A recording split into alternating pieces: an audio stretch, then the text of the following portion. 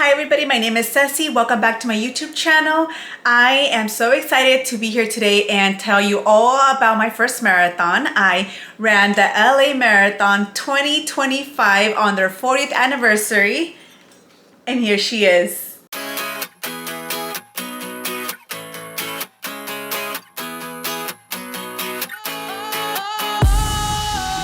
Sometimes I get a good feeling, yeah.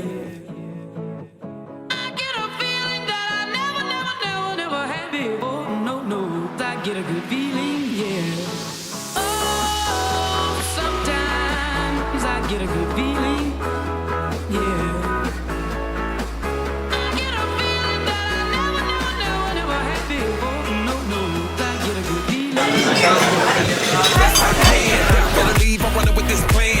Alright, so there's my pasta Alfredo. That's what you should have done. Yeah, but that's like a lot of pasta.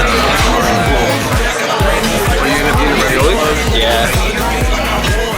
You're right, remember, like, I wonder how much I wanna play back. Mama knew I was a needle in a haystack. A whole body boy, plus made back. I got a feeling it's a rap. ASAP. Sometimes I get a good feeling, yeah.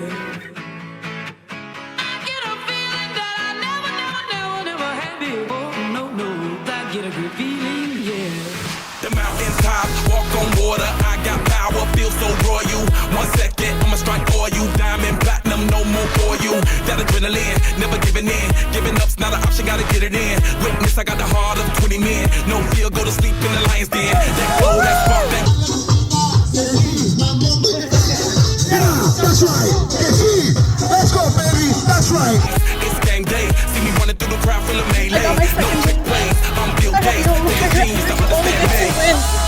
I still have like sometimes I get a good feeling, yeah.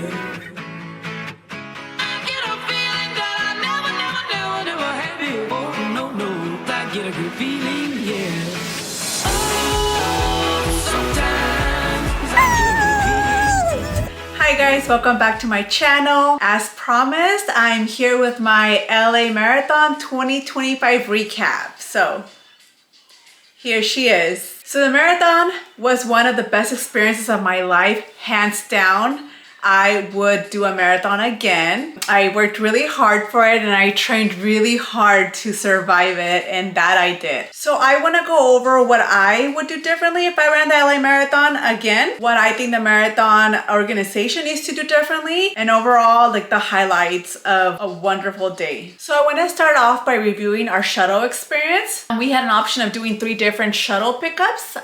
We had Union Station, downtown LA, or the option that we chose, which was the finish line pickup, and that was Avenue of the Stars and Century City. So we chose that one and we scheduled a 5:30 pickup, and the reason we did that was because there was going to be just like non-stop pickups for a couple hours on that location, and that's where we found our hotel at. And we scheduled a 5:30 because we figured pickups ended at 6 o'clock, so we would have kind of like a little gap in between of time. However, the morning of, I did get a notification super early from the LA Marathon official app saying last pickup is at 5:30. So that kind of put some stress on me, just because I had already had a set time for us to be out of the hotel at 5, and we didn't know how bad traffic was going to be, even though it was only about, I want to say from our hotel to pickup, it was about 7 minutes, 6 or 7 minutes.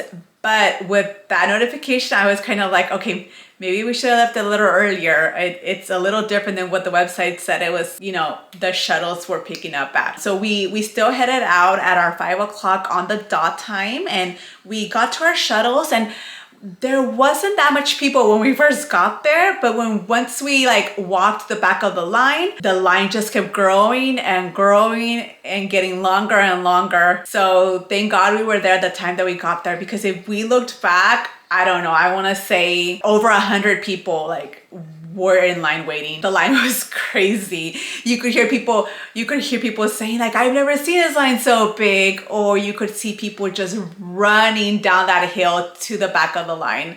It was pretty intense. Once you got on the bus though, it was about another 35 minutes from the time that you got on the bus to the time you got to Dodger Stadium. So it was a little bit of a drive. Yeah, it took a little bit to get there. So by the time we got on the shuttle bus and made our way out there, I do want to say it was a good 35 minutes before we got there. Traffic was pretty bad. So I think we timed it pretty good because had we scheduled something later, we would have been way too close. We still had to do gear check-in. So yeah, that was pretty close. So when you get there, it's still pretty dark. So you still walk in, the sun isn't out, everybody's still kind of like warming up, trying to see like where everything's at. We got off the shuttle, we went towards a little breakfast table where they had like granola bars, water, I don't know, some kind of protein bars and bananas. And we did not get to have breakfast, guys, at the hotel. We didn't even have coffee, and I am a huge coffee drinker, but we didn't think ahead. I mean, I didn't think ahead. I'm not sure my brother and his friend are coffee drinkers, but I have to have coffee every morning to function, and I didn't think ahead. I didn't want to use the Keurig they had because I've never used Keurig machines at hotels. I don't know. I think that's weird. I don't know. I've never used one, and I didn't even think of using the one at our hotel, but I am a coffee drinker, and I was like, oh my gosh, I am gonna start off my first marathon with no coffee. I think the night before we had said we would have time, and we were thinking, oh yeah, we'll stop by a McDonald's drive-thru and we'll get a coffee and we'll get like some breakfast. No time for that. 5 o'clock out the door was like cutting it. Okay, gear check-in. I didn't have any gear to check in, but my brother and his friend did.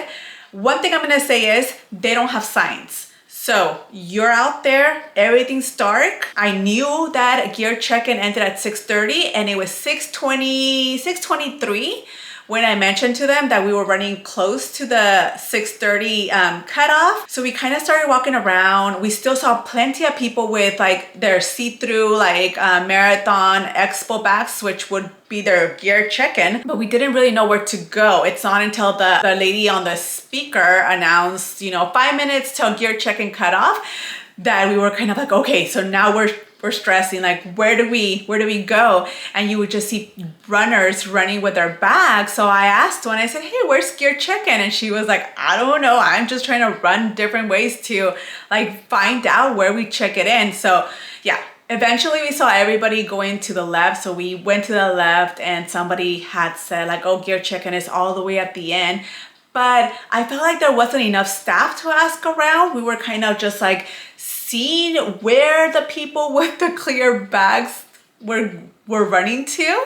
And trust me, everybody was running. Everybody was running for their life to go check in their gear. Because if you don't check it in, then you're stuck with your bag for the full marathon. And then you either have to carry it or you have to get rid of it. So yeah, so that worked out fine. I stayed behind. My brother and his friend, they ran for their life to gear check-in, and they were able to check in like maybe the last 3 minutes. So I must say, I feel like there should be more signs guiding people where to go for gear check-in, or like staff available on site to let us know where gear check-in is at, or most of the bigger things we need to do before. That would be nice. Porta potties. Porta potties are insane before the race. We were in line, I want to say for a good 20 minutes trying to use the porta potty before the run, and there was still people who stayed behind. We invested a lot of time in porta potties in the beginning, so we didn't have a lot of time to warm up. One more thing on porta potties, there was no toilet paper at the expo, so just so you know, they don't get maintenance a lot. And on day up, there was toilet paper in the beginning of the race, but towards the end of the race, there was no toilet paper anymore, so you had to use seat covers.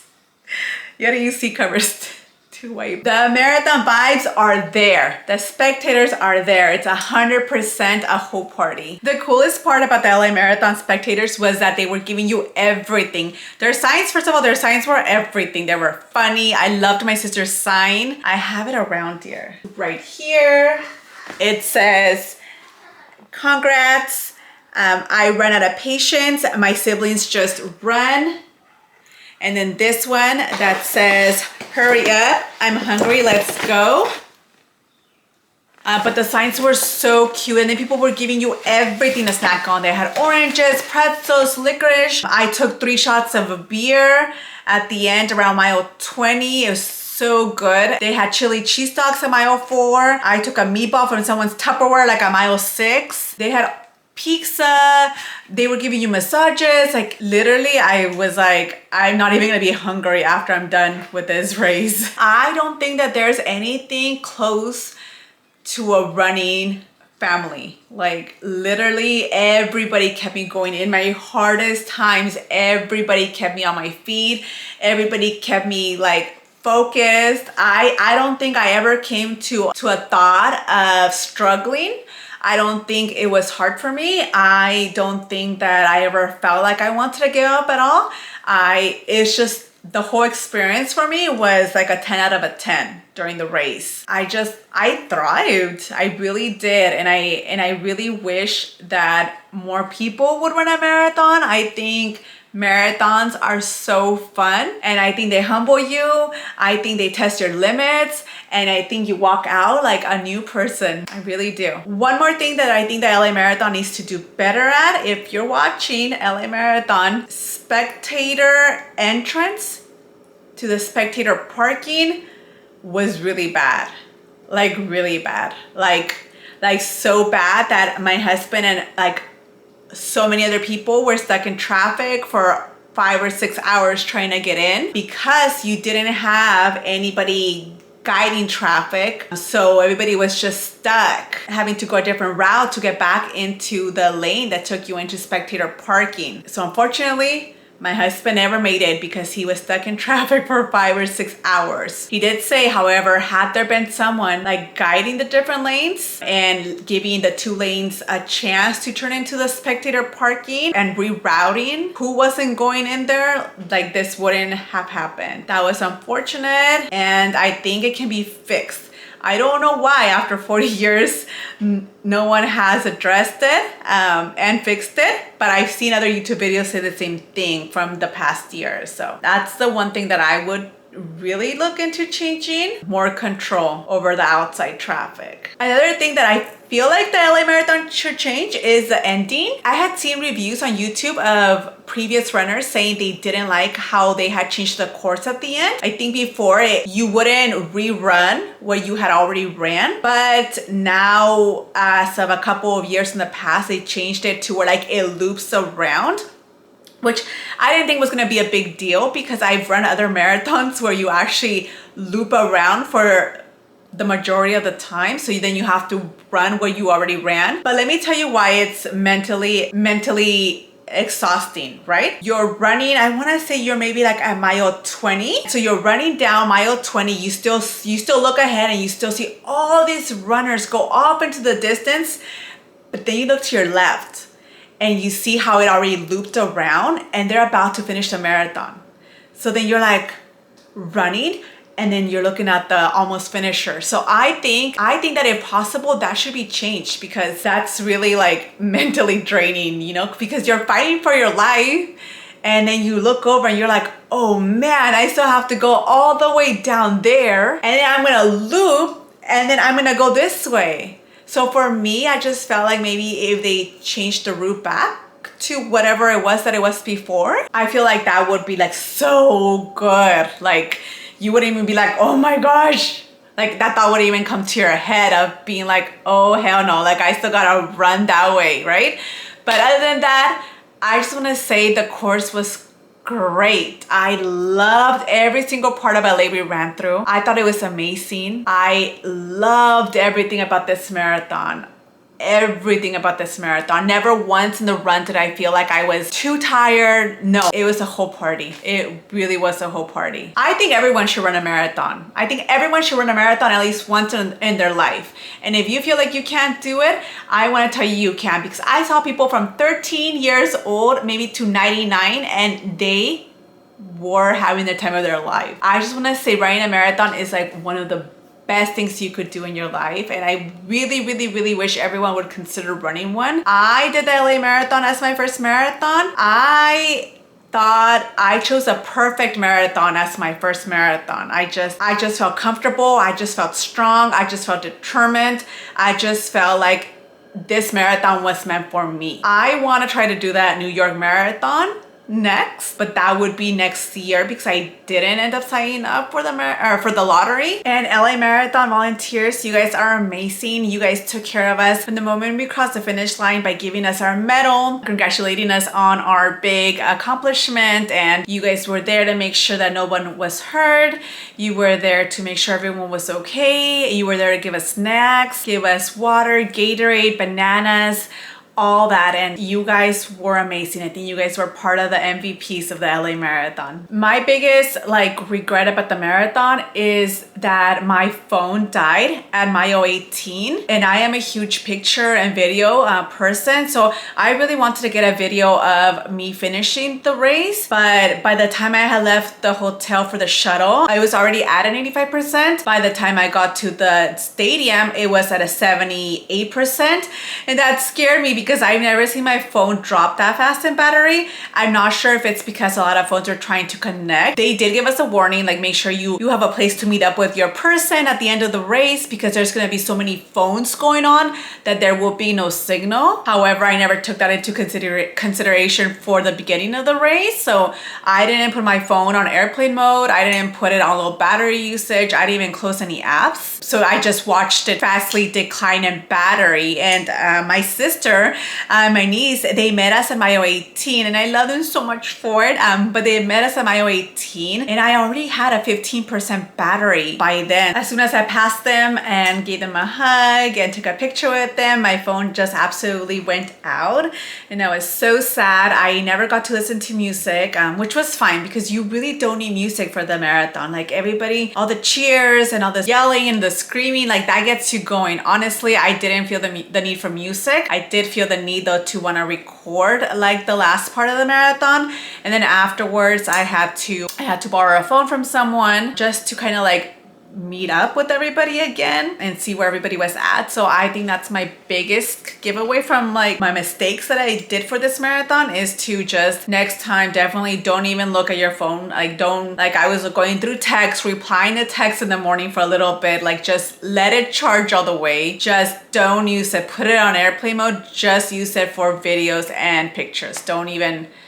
yeah, I think that next time I will definitely be more prepared for having full use of my phone. Be prepared to move your body for more than those 26.2 miles, definitely, because even after your race, you still have to walk a couple miles to find your parking spot, wherever your spectator parked at, because streets are still closed off, so they're not allowed to, if they don't park right in that spectator parking right next to the race, if they parked at the other ones nearby, yeah, definitely be ready to do more walking. And take the aluminum blankets.